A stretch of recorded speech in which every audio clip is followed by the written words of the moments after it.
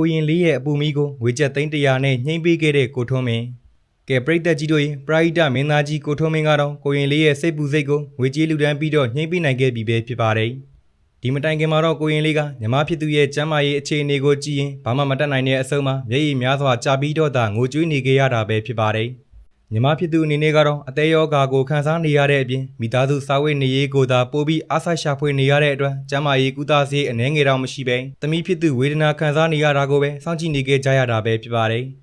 တကယ်တမ်းမှကြတော့လေအကိုကြီးအဖရပီပီရှေ့ကနေမမတ်ရက်တီပေးခြင်းပေးမဲ့လေဘာမှမလုပ်နိုင်တဲ့အဆုံးအသေးရောဂါဖြစ်နေတာကိုမကုသပဲအသက်ကုန်ဆုံးသွားမဲ့နေ့ကိုသာမဆောင်ကျင်မဲနဲ့စောင့်နေခဲ့ရတာဖြစ်ပါတယ်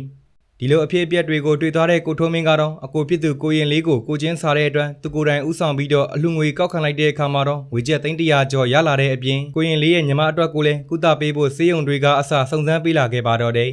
ဒီလိုအချိန်ကိုရောက်မှသာအကိုတယောက်အနေနဲ့ညီမဖြစ်သူအသက်ရှင်ရပြီဆိုတဲ့အခြေအနေမျိုးကြောင့်အလုံးကြီးကြပြီးတော့ပြန်မပြောနိုင်မဲနဲ့ဝမ်းသာလုံးစိုးရတဲ့အထီတောင်မှဖြစ်စေခဲ့ပါတယ်